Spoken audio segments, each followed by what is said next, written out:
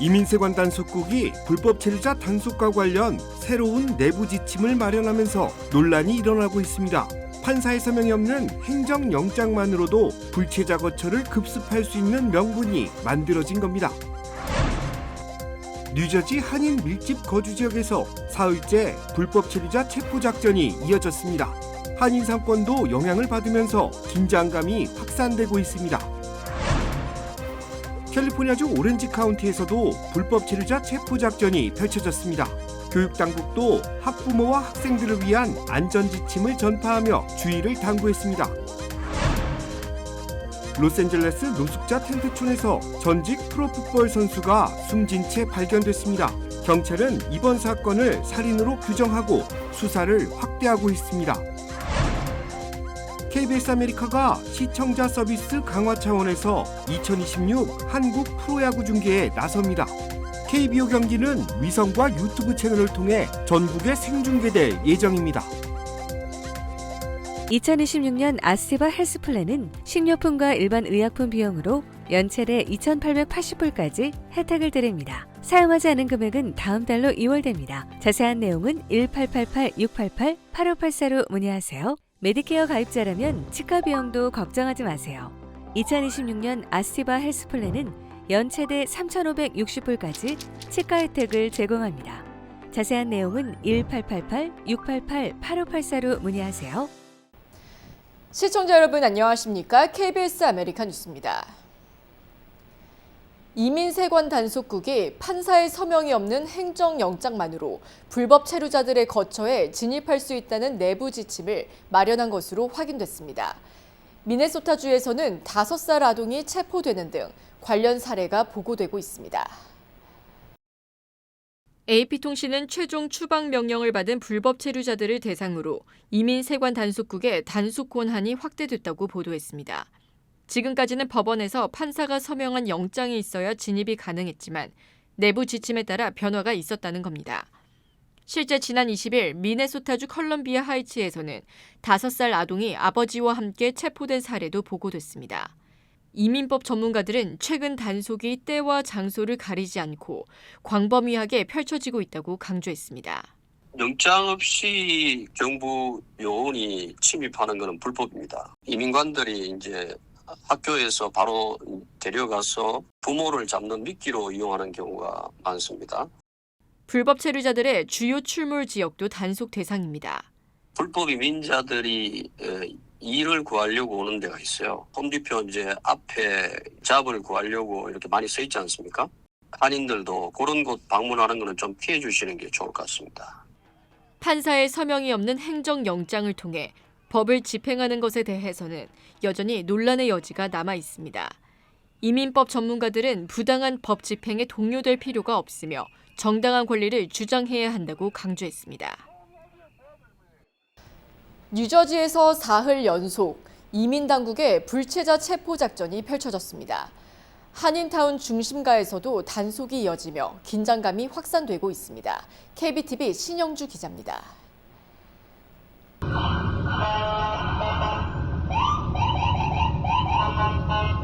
뉴저지 최대 한인 밀집타운인 팰리세스 파크에서 이민단속 요원들의 기습 체포 작전이 사흘 연속 이어졌습니다. 단속은 16일과 21일 그리고 22일과 23일에도 진행됐으며 단속은 헨리 에비뉴와 만나는 브로드 에비뉴 일대 또 벨뷰 플레이스 인근 브로드 에비뉴 선상 등 한인타운 한복판에서 펼쳐졌습니다. 연행된 이민자들은 대부분 히스패닉계로 알려졌고 현재까지 한인이 포함됐다는 확인된 사례는 없는 것으로 알려졌습니다. 이 같은 연이은 단속으로 팰리세이스 파크가 이민당국의 집중 단속 대상이 된 것 아니냐는 우려가 지역사회 전반으로 번지고 있습니다. 실제 이 여파는 상권에도 직접적인 영향을 미치고 있습니다. 한 한인업소는 단속이 시작된 이후 며칠 사이에 오전 매출이 절반 이상 떨어졌고 배달 주문 역시 같은 기간 반토막이 났다고 전했습니다. 또 일각에서는 IC 요원이 한인 식당에 들이닥쳐 직원을 연행해 갔다는 소문도 돌았지만 해당 업소에 직접 확인한 결과 그런 사실은 없었던 것으로 파악됐습니다. 이런 가운데 이민자 권익단체는 불필요한 접촉을 피할 것을 거듭 당부했습니다.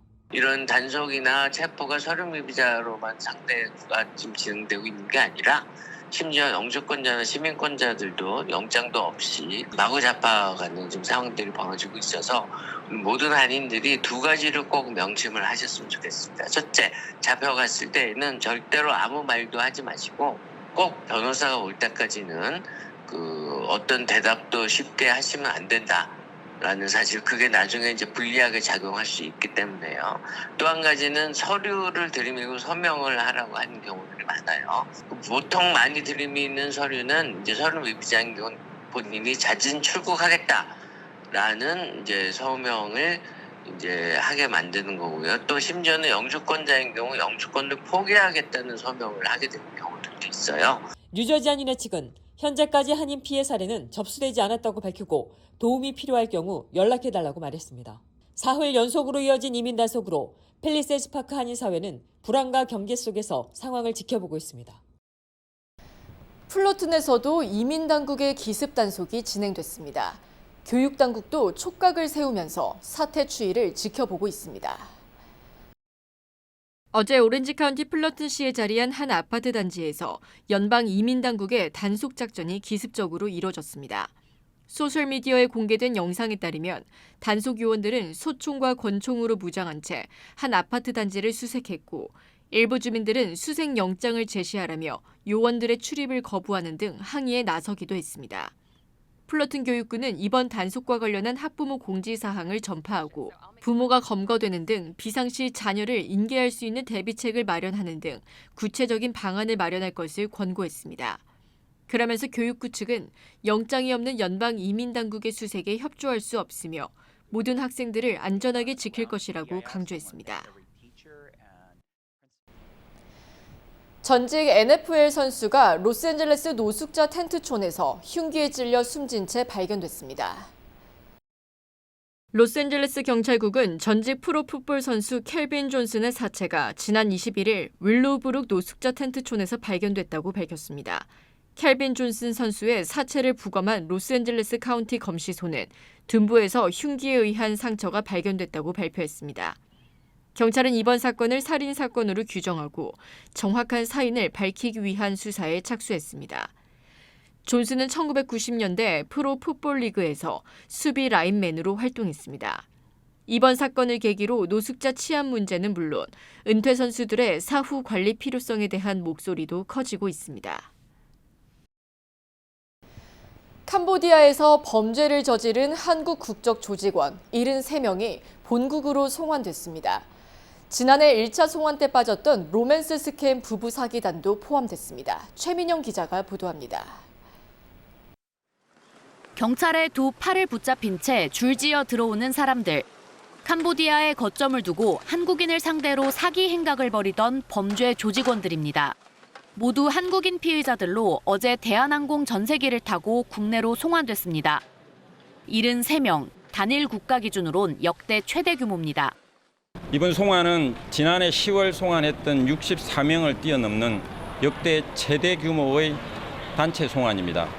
이들은 대부분 현재 캄보디아에서 활동하고 있는 코리아 전담반에서 근무했습니다.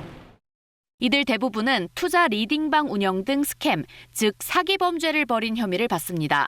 한국인 피해자 860여 명, 피해 금액도 500억 원에 달합니다. 이들 중엔 지난해 10월 1차 송환 때 제외됐던 연애빙자 사기, 로맨스 스캠 부부 사기단도 포함됐습니다. 범정부 태스크포스는 이번 검거 작전을 위해 캄보디아 범죄단지 7곳을 확인해 지난달 시아누쿠빌과 포이펫 등에서 잇따라 조직원들을 검거했습니다.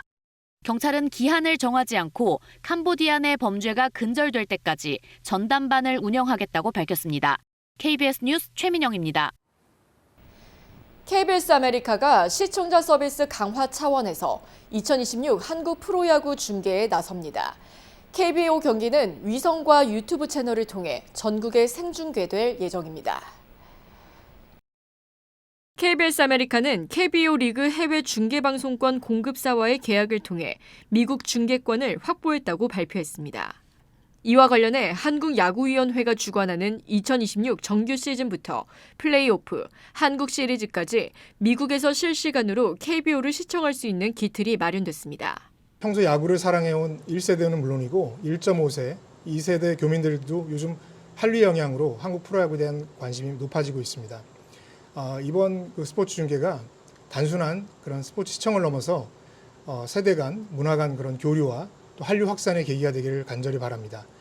가족 간에 혹은 친구 간에 치맥을 나누면서 서로 대화도 많이 나누고 화합의 장이 될 수 있기를 우리 KBS 아메리카 그런 기여를 할 수 있도록 간절히 바라고요. 많은 관심과 시청 바랍니다. 한편 KBS 아메리카 KBO 중계는 시즌 개막과 함께 위성방송과 유튜브를 통해 전국에 송출될 예정입니다. 카타르 왕실이 트럼프 대통령에게 선물했던 보잉 항공기가 올 여름부터 현재 운용 중인 에어포스원을 대체할 예정입니다. 공군 대변인은 카타르 왕실이 제공한 항공기의 개조 작업을 마친 뒤 늦어도 올여름 현재 운용 중인 에어포스원을 대체시킬 계획이라고 밝혔습니다. 현재 트럼프 대통령이 사용하고 있는 에어포스원은 40년의 기령을 간직한 노후한 상태로 연방정부는 이를 대체할 후속 기체를 개발하는 과정이 지체되면서 카타르 왕실이 제공한 최신 기체를 먼저 투입할 것이라 밝혔습니다. 현재 해당 기체는 미사일 방어 시스템, 통신망, 핵폭발 차단 설비 등의 개조 작업을 진행하고 있습니다. 해당 기체는 당초 카타르 왕실에 인도됐던 만큼 초호화 시설을 갖춘 하늘의 궁전이라 불렸는데 역대 미국 대통령이 외국에서 받은 모든 선물을 합친 것보다 100배 이상의 가치를 지닌 것으로 전해지고 있습니다. LA 한인타운 인근의 저소득층 전용 아파트가 신축될 예정입니다. 로스앤젤레스 미드윌셔 지역에 저소득층을 위한 아파트가 신축됩니다. 개발사에 따르면 이 아파트는 원베드룸과 3베드룸, 총 42개 유닛으로 구성된 4층 규모로 기존에 있던 단독주택 부지에 건축될 계획입니다. 해당 아파트는 로스앤젤레스 주택 인센티브 프로그램 적용 대상에 올랐습니다. 이 프로그램은 저소득층 주택을 일정 비율 이상 공급하는 개발 사업에 대해 용적률, 층수, 주차 규제 등을 완화해주는 제도입니다. 건물 설계를 담당하는 오픈 오피스에 따르면 해당 건물에는 밝은색 외벽에 창문을 위아래로 가지런히 배치하고 장식을 최소화시켜 공사비를 절감했습니다. 옥상에는 공용 야외 공간이 조성될 예정입니다. 로스앤젤레스시는 앞으로도 저소득층 지원을 위한 인센티브 프로그램을 확대한다는 계획입니다.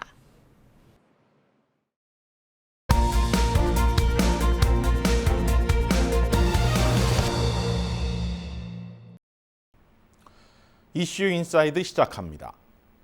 지난해 11월 한국의 유통 대기업 쿠팡에서 회원들의 개인정보가 대규모로 유출되는 사건이 발생했습니다. 3천만 명이 넘는 개인정보가 유출된 것으로 추정되는데 쿠팡 측은 피해 계정이 3천 개 정도라는 입장입니다. 한국 정부는 범부처 TF까지 구성해 이번 사태에 대한 엄중한 책임을 묻겠다는 입장입니다. 이미 이름과 주소를 알고 접근하는 업체와 기관들, 점점 더 많은 스팸 전화와 문자, 메일이 쏟아지고 있습니다. 이 개인정보들을 수집하고 유통하는 뒷배경에는 이른바 데이터 브로커들이 있습니다. 데이터 브로커, 익스페리안, 이퀴팩스, 트랜스유니온, 이 3대 신용평가사도 개인정보를 취급하는 만큼 이 범주에 들 수 있겠죠. 부동산 자산정보회사 코어로직, 방송 시청률과 인터넷 이용 데이터를 분석하는 닐슨 같은 합법 회사들이 있는 반면 해킹과 피싱, 내부자 거래 등을 통해 정보를 유통하는 범죄자들은 불법 데이터 브로커라고 볼 수 있습니다. 수집되는 정보도 유형에 따라 다릅니다. 소셜미디어 프로필, 각종 설문조사와 경품 이벤트 참여 기록, 가전제품 워런티 등록 등이 합법적으로 수집할 수 있는 정보라면 쿠팡과 같은 기업들이 유출시킨 고객 정보들은 좀 더 민감한 내용을 담고 있고 불법 거래의 대상이 될 수 있습니다. 문제는 한 번 유출된 개인정보가 이후에는 불법과 합법의 경계를 넘나든다는 점입니다. 유출된 정보가 합법 데이터 브로커들이 보유한 데이터와 결합할 경우 개인의 성향과 사생활까지 속속들이 알 수 있는 훨씬 정교한 데이터가 되겠죠. 이렇게 가공된 정보는 다시 기업이나 정치 컨설팅 등 정보를 필요로 하는 곳에 재유통되며 사실상 통제 불가능한 시장으로 흘러가게 됩니다. 그렇기 때문에 미국에서는 기업들의 개인정보 유출을 매우 엄격히 다룹니다. 이 대표적인 사례가 지난 2019년 페이스북 개인정보 유출 사건입니다. 이 사건으로 페이스북은 50억 달러의 과징금을 부과받았습니다. 또 앞서 언급한 신용평가사 중 하나인 이퀴팩스도 1억 4천만 명이 넘는 개인정보를 유출한 사건 이후 7억 달러 규모의 합의를 진행했습니다. 여기서 드는 의문점 하나. 개개인이 흩어진 자신의 정보들을 일괄 삭제하도록 하면 되지 않을까 하는 것입니다.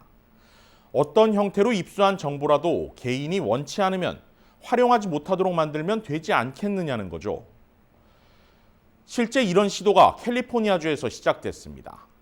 게빈 뉴섬 주지사는 지난 화요일 최초로 개인정보 통제 시스템인 드랍을 공개했습니다. 핵심은 간단합니다. 단 한 번의 클릭으로 등록된 모든 데이터 브로커에게 내 정보를 삭제하라고 하는 것입니다. 요청을 받은 브로커는 해당 개인정보를 다시 수집하는 것도 판매하는 것도 원천 금지됩니다.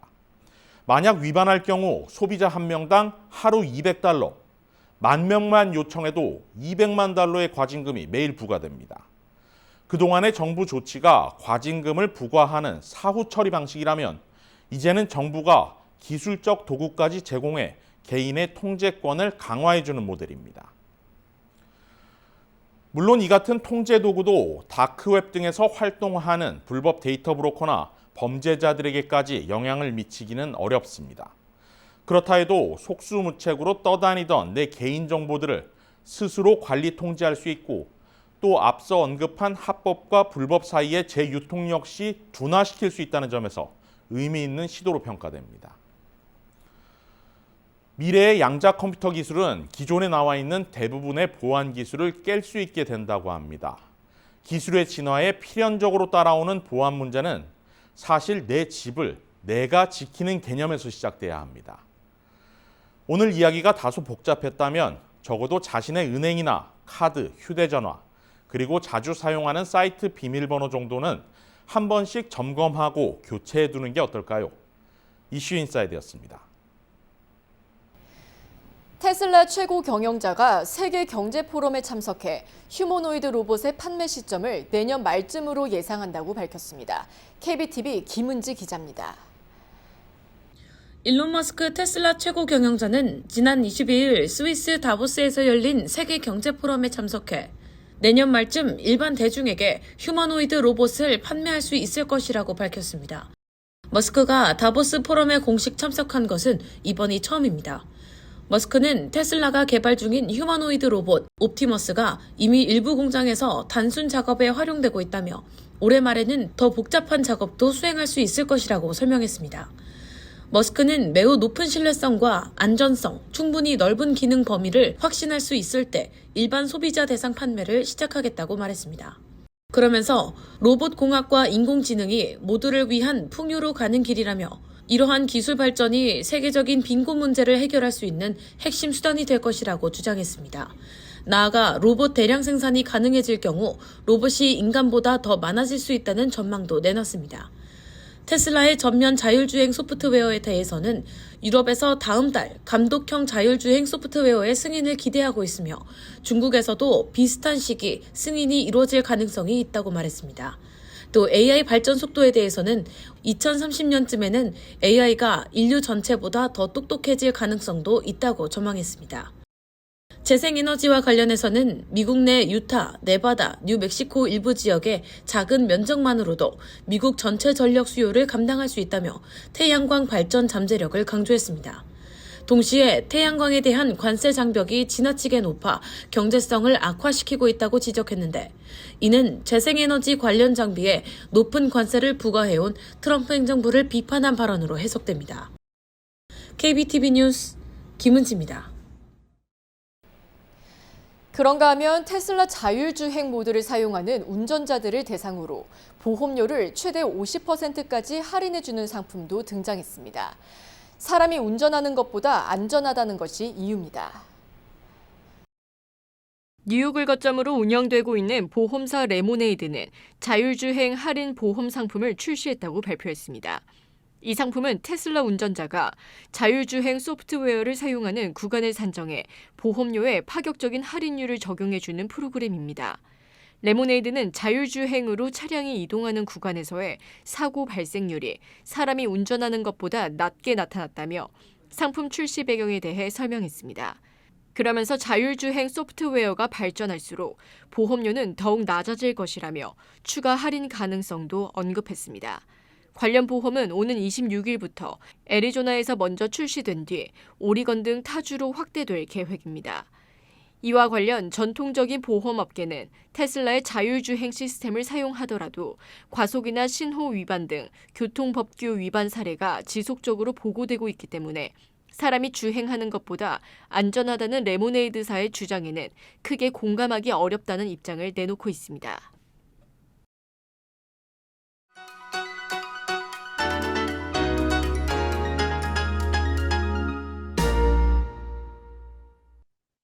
주식시장은 이틀간의 상승세를 더 이상 이어가지 못하고 혼조세로 마감했습니다.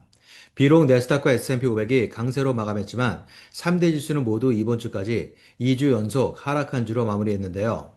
S&P 글로벌 제조업과 서비스업 PMI가 모두 전망치를 밑돈 가운데 실적 발표 후 17개월 만에 최대 낙폭으로 추락한 인텔은 이틀간 좋았던 분위기를 단숨에 뒤집은 악재로 작용했습니다.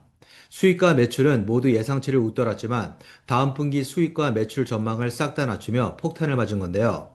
이와 정반대로 AMD는 지난 2017년 11월 이후 6년 2개월 만에 9일 연속 상승하는 데 성공하며 지난해 10월 29일 기록했던 사상 최고치를 12주 만에 경신했습니다. 경쟁사 간 명암이 뚜렷하게 엇갈린 모습이었습니다. 이처럼 기술주 내부의 희비가 갈렸음에도 내스닥과 S&P 500은 3일 연속 강세를 이어갔습니다. 다만 다음 주 연준의 금리 결정과 매그니피센트 7 가운데 4종목의 실적 발표를 앞두고 관망세는 더욱 짙어지며 이번 주까지 2주 연속 숨고르기 국면이 이어졌음을 시사했습니다. 지금까지 김재한이었습니다.